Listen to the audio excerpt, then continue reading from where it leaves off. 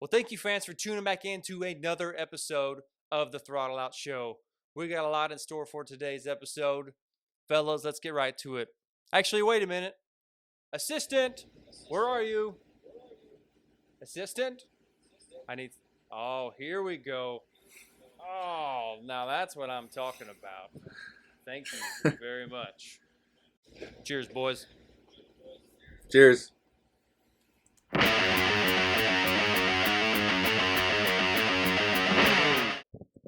All right, fans, last week we left off on a very odd note, which will be a discussion on the future of Monster Jam.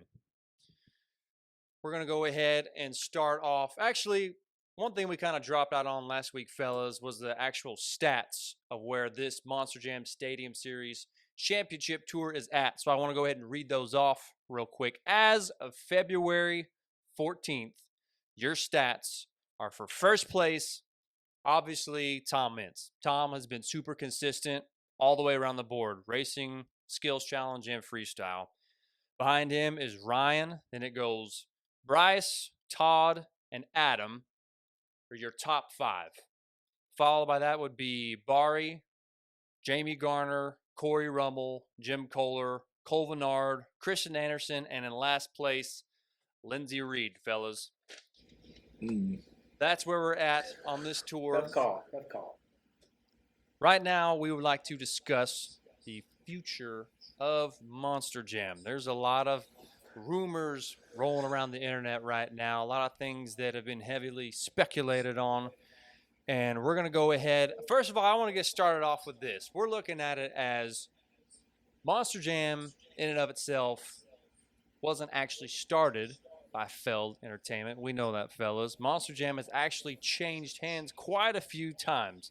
According to MonsterTruckFandom.com, Monster Jam was originally owned by Pace Motorsports. Then it went to SFX, went to Clear Channel.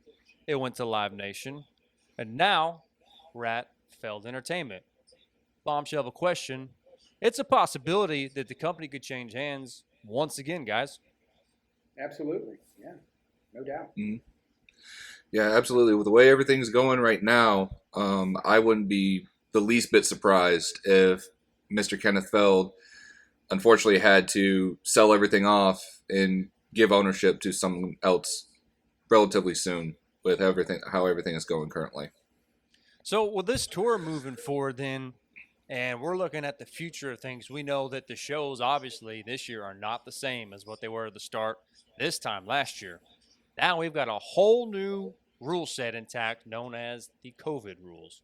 Austin, why don't you kind of start us off of what you've been seeing? You were the ride truck guy there for a long time. So go ahead and give us a breakdown of what you've been seeing with the COVID rules. So I actually have here on my other computer the actual, they're calling it fan wellness on their website. So they have a Monster Jam checklist, which is what they are trying to go through and what the fans are expected as they're showing up to the venue. So venue policy states that they're working hard, trusted venue partners to ensure that the highest standards of safety and wellness when it comes to a live experience, which we all understand that, we want all the fans to have a very good and safe experience. Obviously each venue would be different across the board. It seems like the Texas shows have definitely been a little bit more lenient and not as strict as something, say, especially up here in Michigan. We still have a curfew with everything that's going on with COVID. The one thing I think is kind of strange is they're having this pod seating. And what pod seating is, instead of just like going on to either the Monster Jam website or Ticketmaster or wherever you get your tickets at, you have to purchase like a certain set of seats. So anywhere between, I believe it's like 3 to 5 is considered a section. You have to buy an entire section, not just per seat. So I kind of want to stop you right there just real quick. I want to let y'all know that Harley and I just bought tickets for the Saturday show here in Arlington. We bought 2 tickets, and from what it looks like to us, it looks like we bought out that entire row. It didn't look like there were any other tickets available in that row that we were at now. Rows behind us, I think it might have even skipped a row, and then another family or obviously a set of friends could buy another set of tickets. But it looks like we have that entire row to ourselves from what we were able to see. Yeah, which is a great step in the right direction as far as trying to keep, social distance and everyone away from one another. I totally get that. Now, the one part that I feel like Monster Jam, that's as far as the show in itself is definitely suffering, would be the interactionness, especially with Pit Party. One of the biggest things about Monster Jam, especially me being the ride truck driver, the guy that, you'd come out, I'd give you a ride for a few minutes on a ride truck, and just having that interaction with fans, it's hurting quite a bit. So, man, I like to tell people that you are our show crew chief, okay? So, thinking about the boys in the back, during the new set of rules now, crew guys wear masks now. Yeah. If you're in that position, how's that affect you moving forward when it comes to thrash mode? One of the very first things I wanted to do when thrash mode hit was to remove my crew shirt. Yeah. First of all, it's hot. And second of all, I don't want to ruin it, and I guarantee you I will during a thrash. So having something physically covering my face is probably going to be something that I'm going to want off. And something huge is communication. I was always really big about the communication that's going on. When you're doing something even as simple as a transmission, there's at least 3 people involved, hopefully. Yeah. And all 3 of those people are taking care of different jobs at different times, and you're muffled, you can't hear somebody, there's going to be miscommunications. I guarantee you those guys have jumped in and figured out what's going on and are improvising the best they can. But I can only imagine that there are seconds lost and mistakes made due to the fact that they can't properly hear each other, much less, or they've got to be uncomfortable in those masks. So that's what's going on with the crew guys. Now think about the drivers for a second. How are they supposed to do an interview in between elements? Say a guy wins racing. Say he wins 2-wheel. How is a driver supposed to understand the lady who's wanting to do a TV interview with him or get on the mic and talk to the crowd? Matt, you and I both know it is extremely hard to hear that announcer if they're standing right beside you in a full-out stadium. Now, maybe it is a huge difference because the stadiums aren't at full capacity now. But, Matt, it still can't be easy. Now, all the times I've ever had to be interviewed between rounds, between elements, or after some kind of major breakage, it takes 100% of my personal concentration just to understand what they're saying and to be able to put together a half-legible sentence. So, yeah, these guys, they just got out of a 1,500 horsepower Monster Jam truck. Their ears have got to be ringing, even through the helmet. They do wear earplugs, but their ears have got to be ringing. They've got to talk through a mask, hear through a mask. I guarantee you, if I were to have to use my thinking cap, I would say Feld has actually trained these guys how to talk and how to listen through a mask. And if they haven't, they're probably going to start doing it soon. That's a good point. I didn't think about that. So I want to bring up something real quick. This is a comment from a Monster Jam fan that I wanted to bring up. It looks like this comment is from Elemental 101.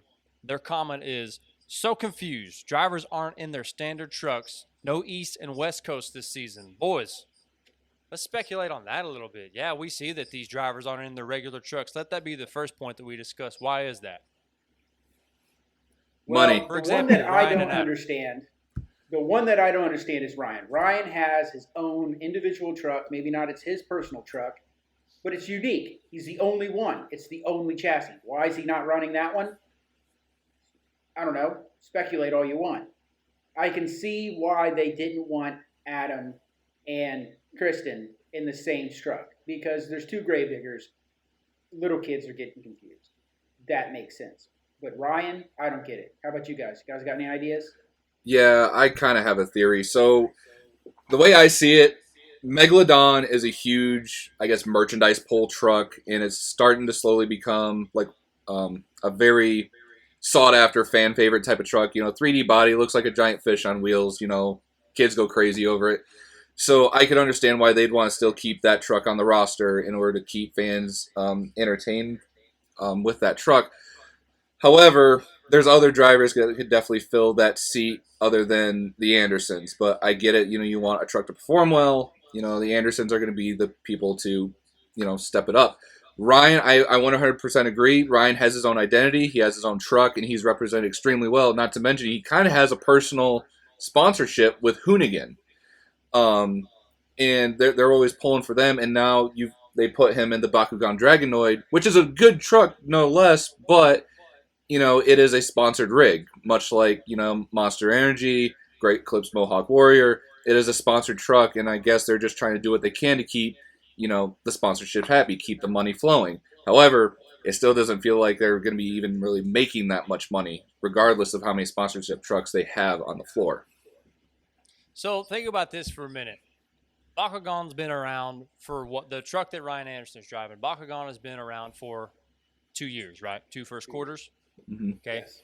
How long was Hot Wheels around before they dropped their contract with Monster Jam? Wasn't it like 10 years? Oh man, no, I think it was close to the actual truck itself. God, it might be closer to 20 years. On that real quick? Can we get that? How long Hot Wheels contract was with Monster Jam? Can we get that going real quick? Harley's looking that up right now for us as well. But my point is, think about the partnership that Monster Jam had with Hot Wheels. Okay, Mm-hmm. They rode it out, all the way out into the sunset.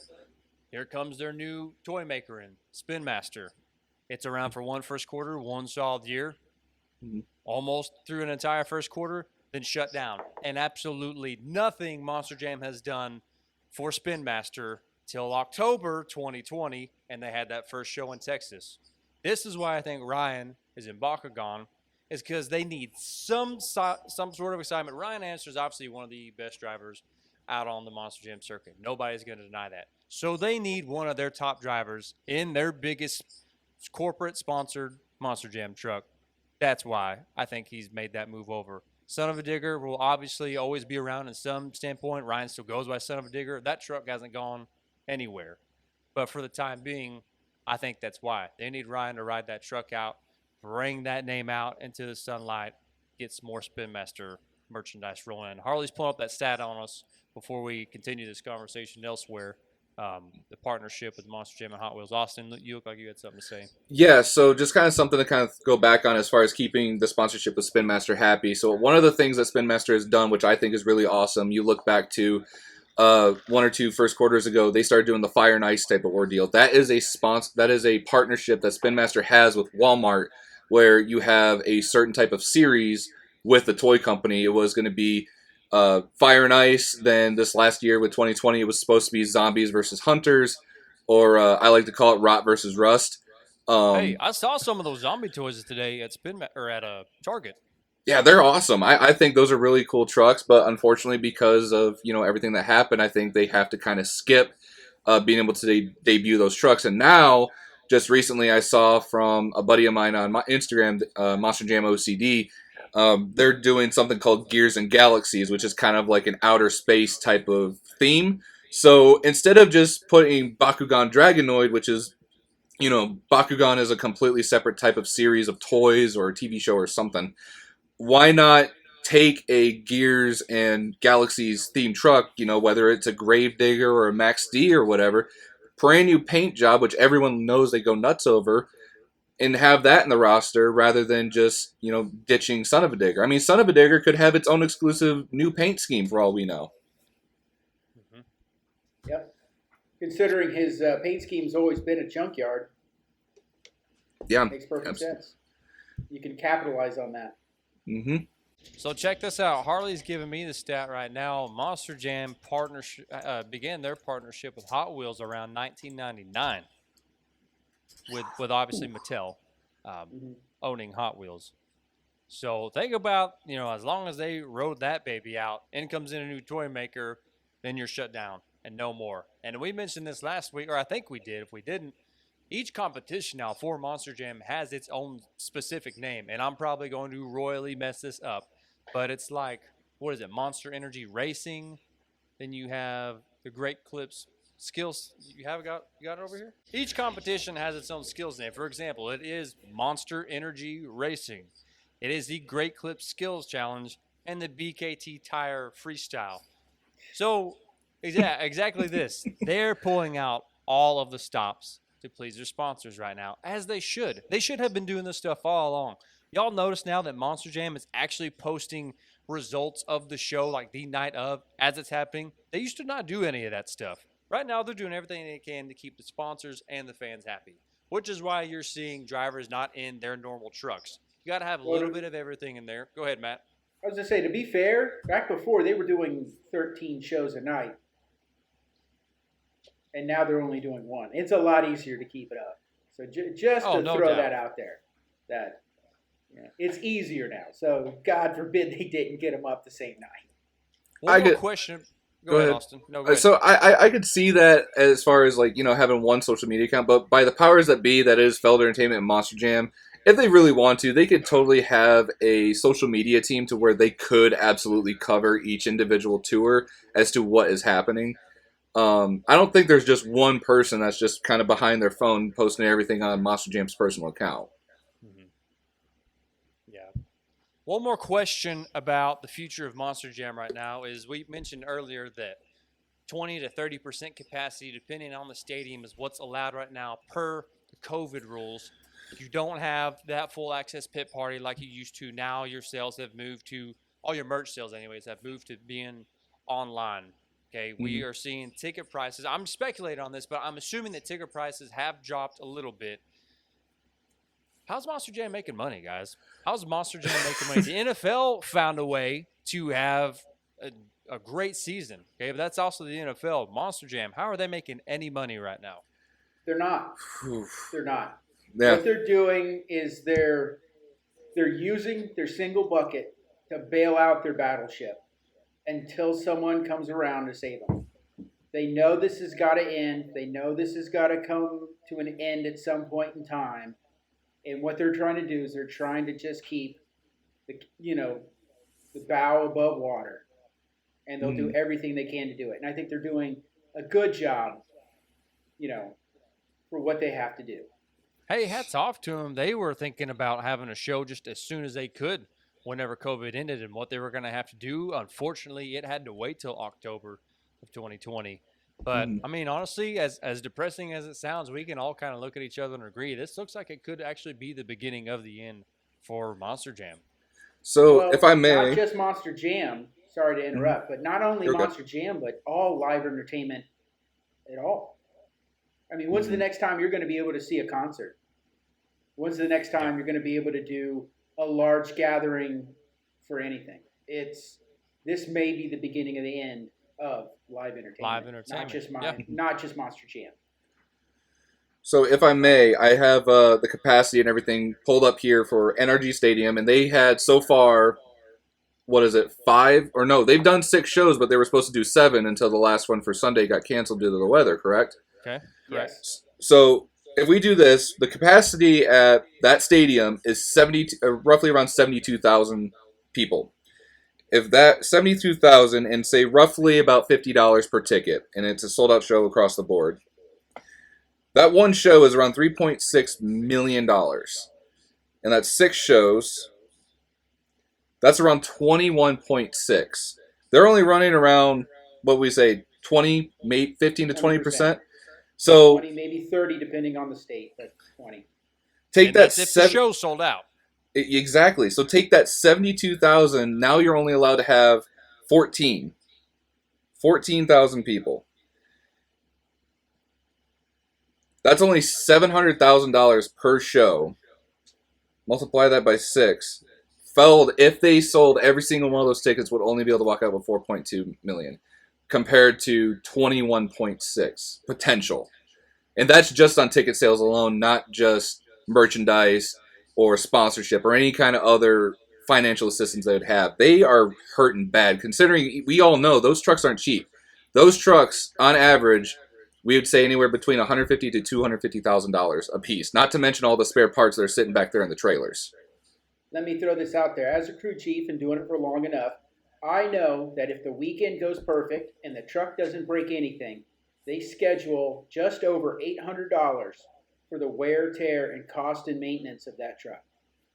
So it costs $800 per truck per weekend if they do no damage. If they had a perfect weekend, that's fuel, oil, standard wear and tear, and nuts and bolts, parts and pieces. This perfect day, you're still $800 per truck minimum per show. So how do you do these shows when we discussed last week when trucks are wadding their shit up and racing, not bringing in the money that they have been, and they're swapping out front ends in racing? Can't do it. Point blank. No. It's So that, if I'm a or they fan- were. I was If saying, I'm it was a that, or fan they were looking, Jinx! damn it, Matt. it's the delay. I swear, there's a delay. So I think, It's okay, just like, well, it's my well, turn, well. and then we both go. It's like, okay, All right, you go ahead. You go I forgot.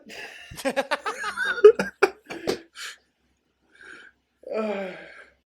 So my point is, if I'm a fan looking to buy tickets, and I'm seeing that we already don't have a legit pit party, and my kid can't get his autograph or her autograph with their favorite driver, or get to know some of the drivers, put your arm around them, take a picture. You can't do any of that stuff. What's going to be in it for the fans to buy tickets to the show? Let's just stay and get all of our results off social media. So what are they going to have to do, guys? They have to bring back crush cars. They're going to have to start implementing freestyle motocross again. They're going to have to bring back Nope. the demo derby. Are they going to have to bring back the rock crawlers? What are we going to have to do for the fans to make it worth it for their ticket? I got something right here, right directly from the Monster Jam website. Since everything is going delivered right to your door, Monster Jam is offering contactless shopping at the venue. Monster Jam has reimagined the live event guest experience for getting all your favorite Monster Jam gear. We've created new touch-free payment and digital purchasing options for your convenience and safety, meaning literally just using your phone. Fans can now skip the line by pre-ordering items prior to the arriving at the venue and have their purchase ready upon arrival at the event. During the live event, fans can also order merchandise from the comfort of their seat and pick up their merchandise at a select locations within the venue. Honestly, that would have been nice to have before COVID happened, because I don't know if you guys have ever been to a merch line or a snack line or anything. It's is almost impossible. long. Exactly. It is extremely, for a convenience line, it's very inconvenient. Mm-hmm. Yeah. But other than that, yeah, that's about it that they're doing for fans. So let me I touch caught on wind of this last crush week. cars. Crush cars. Go ahead. You had brought up crush cars. They're never going to bring crush cars back.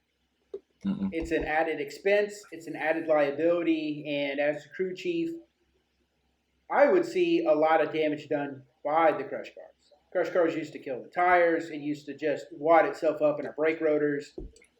There's a lot of different little problems. They finally got away from them. I think they're going to stay away from them. And if anything, they're going to run away from them. So let me just say that. As far as my opinion, crush cars will never come back. Let me ask you guys something, because coming from someone that actually ran the BKT sponsored ride truck, fun fact, BKT doesn't run BKTs. Those are actually Firestones that are grinded on the sidewalls with BKT stickers glued on the side. Those are not actual BKT tires. But yes, I remember going to a few shows where some guys would have brand new sets of tires, like straight from the press, brand new molds, whole nine, still with the little nubs on the tires and the whole and everything. Throw them on the truck, hit one crush car or like a 2 crush car stack that's sitting out there, and these tires would come back looking like they're fresh off a cheese grater. It's horrible. So I think it's also, keeping the sponsorship with BKT alive, but it does sacrifice the whole having the damage or the destruction aspect to the show. But I guess the only destruction you're going to get is for the drivers wadding up the trucks. So I got one more thing for you real quick. So I caught wind of this last week, just doing a little bit of, snooping around there on the social media last week, and caught wind of some fans chit-chatting. Something happened with Scooby-Doo last week, fellas, in Houston. I don't know if y'all caught wind of this or not. What I was told is Scooby-Doo blew an engine, okay? Don't know what happened. Okay. Don't know if, threw a rod right through the damn block. Don't know if just lost all oil pressure. Nobody knows what, but I heard Scooby lost an engine. This was the Saturday night show. It's a 2-show weekend. I can only imagine the crew guys stayed up all night wrenching on that thing. Maybe they get it done by 2, 3 in the morning. They're all still kind of rusty, getting back in the shape of wrenching on trucks. And then the very next day, the show gets canceled. Oh, man, what a bummer. Matt, that's going to take the win right out of the crew guys. Yeah, What does that do absolutely. to the crew guys' mindset moving forward in a tour like this? Are the crew guys already burnt out? On a 6 show, same place, same hotel, same roommate, same bar, same local restaurant.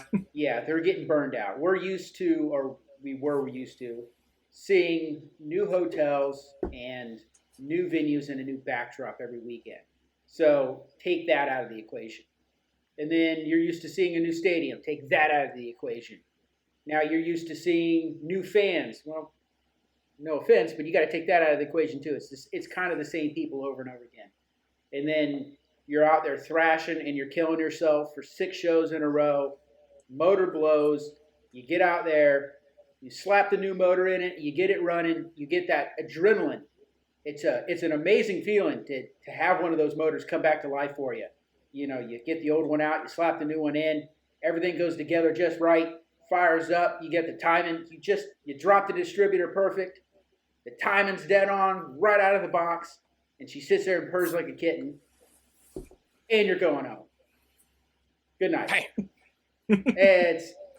It's got to be a little bit demoralizing. Granted, those guys are probably excited to come home, excited to see their family, excited to see a different backdrop other than the Houston sunset. But they were also, I guarantee you, really looking forward to finishing off that last show. Perfecting their trucks, perfecting, communication with the drivers. And maybe someone was counting on that last show to really show it out. Kirsten might have had the ability to go out there and do an overall because she had finally got the truck and Doug worked. Everybody got together and it was going to be her show. Canceled. It's gotta be tough on both of their ends. On Doug. So if I did my research right and I saw what I think I saw that night or that day after, so I guess Monday following, okay, this badass snowstorm rolled in through Texas. And to my knowledge, I think all the crew guys and most of the show people, not all of them, but got back out to Florida or wherever they're from. But the drivers were stuck there.